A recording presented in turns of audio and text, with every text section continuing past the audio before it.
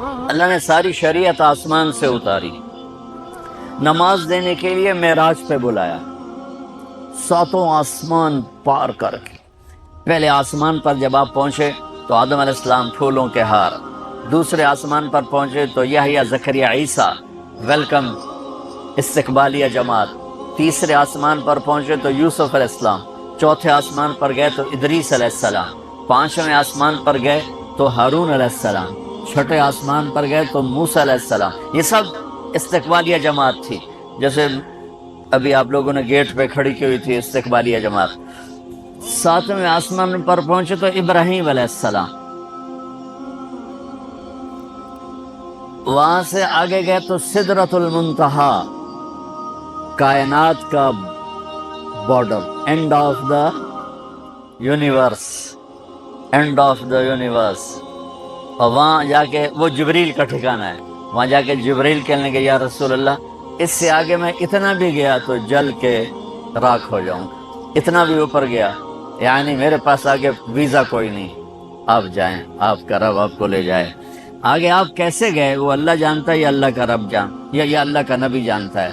تو اس کے بعد آپ نے اوپر کا سفر شروع کیا اور عرش کے دروازے کھلے، پہلی دفعہ عرش کے دروازے کھل رہے ہیں اور اللہ کا عرش جھوم رہا ہے کہ آج کوئی آ رہا ہے، اور وہ وجد میں ہے، رقص میں ہے، مستی میں ہے، شوق میں ہے، کوئی آ رہا ہے۔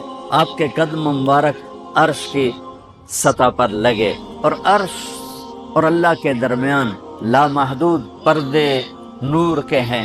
میرے اللہ نے سارے سارے سارے پردے ہٹا کر فرمایا السلام علیک ایھا النبی ورحمۃ اللہ وبرکاتہ، اے میرے محبوب نبی، آپ کا رب آپ کو سلام پیش کرتا ہے۔ سبحان اللہ۔ اور پھر آپ نے کہا التحیات للہ والصلوات والطیبات، میرے رب، میری جان، میرا مال، میرا سب کچھ، میرا بول سب تیرے لیے، میری ہر بندگی تیرے لیے، وہ جانی ہو، مالی ہو، زبانی ہو، سب تیرے لیے۔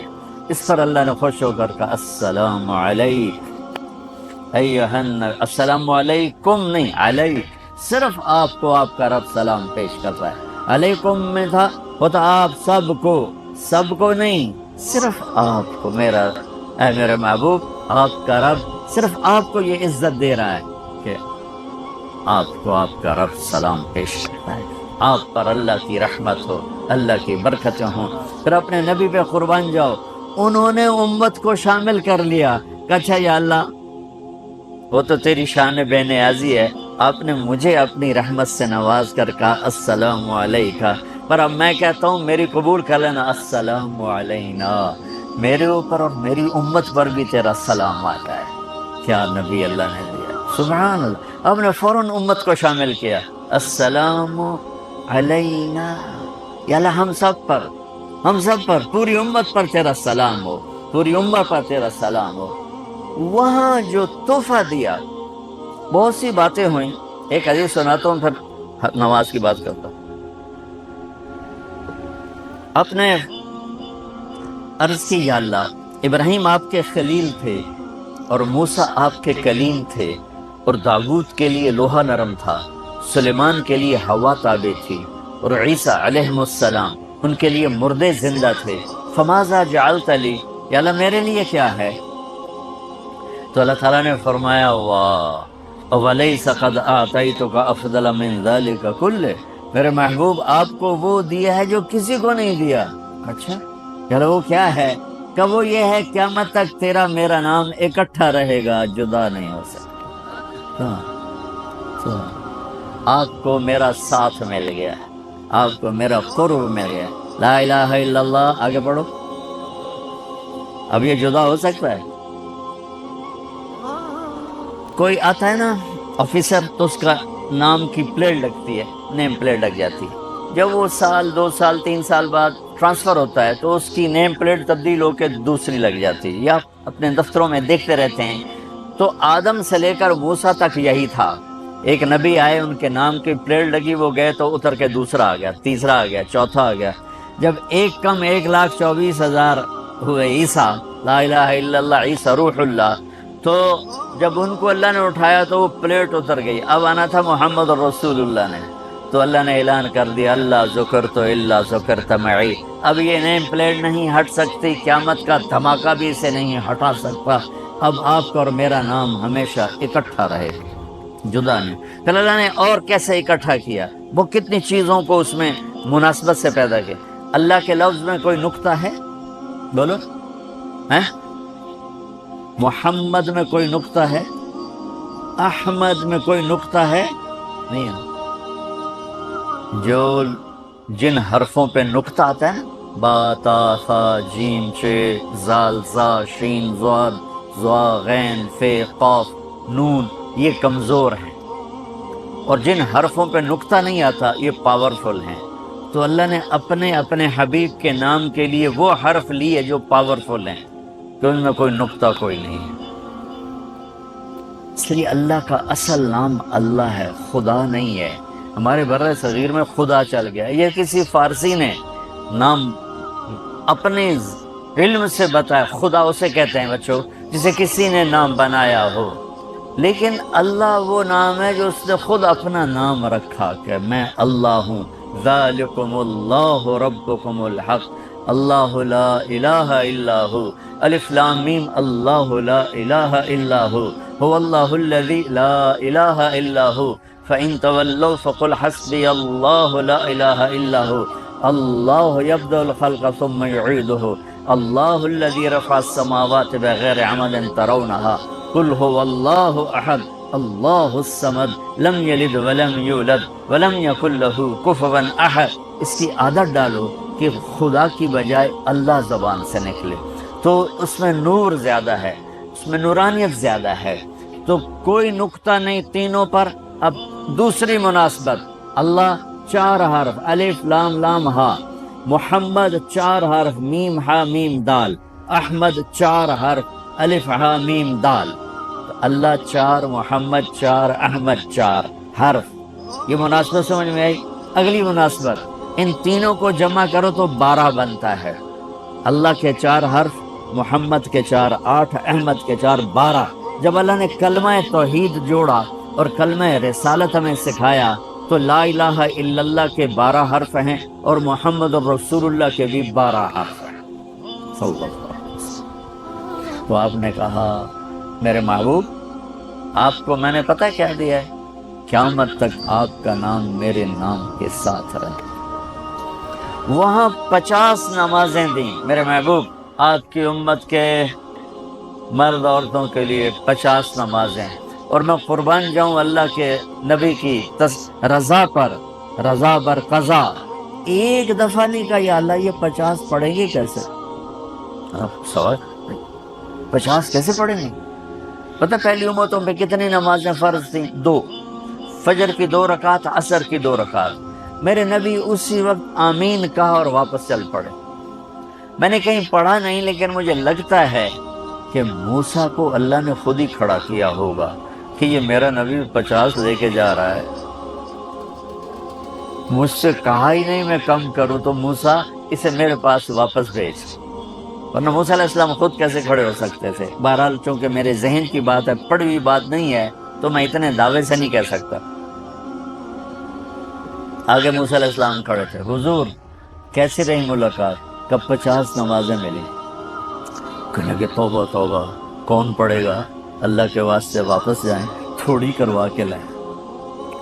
تو آپ 6 آسمان پہ پہنچ چکے تھے, سدرۃ المنتہا سے 6 آسمان, لاکھوں کروڑوں سال کا فاصلہ, لیکن وہ یوں طے ہو رہا تھا.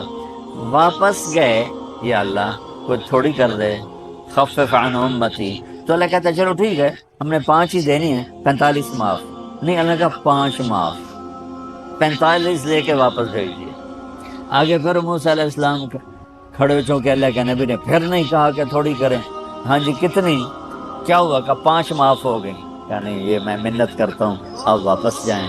انہوں نے کوئی نہیں پڑھنی, بہت زیادہ ہیں. پھر واپس اللہ نے پھر 40 اڑانے کی بجائے اللہ نے کہا اچھا 5 معاف, تو 40 ہو گئے. پھر موسیٰ علیہ السلام نے ہاتھ جوڑے تو ان کا اچھا 5 معاف, تو 35 ہو گئیں.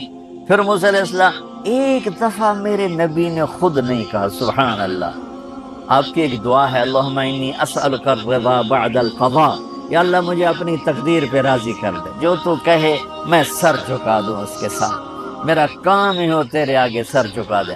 35 یا رسول اللہ واپس، اللہ نے کہا چلو 5 اور کام، 30 پھر واپس انہوں نے بھیجا، پھر 5 اور کام، چلو میرے محبوب 25 پھر واپس، چلو میرے محبوب 20 پھر واپس، میرے محبوب 15 پھر واپس، میرے حبیب 10 پھر واپس، میرے حبیب 5 پہ آگے۔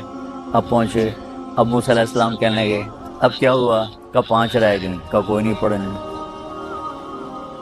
ہے، سپیریئر دے لڑکیاں کوئی نہیں پڑھنی، ایک کی پڑھیں گے وہ یہ ہاتھ آ گئی جمعے دی نماز، باقی ساریاں بخشوا لین۔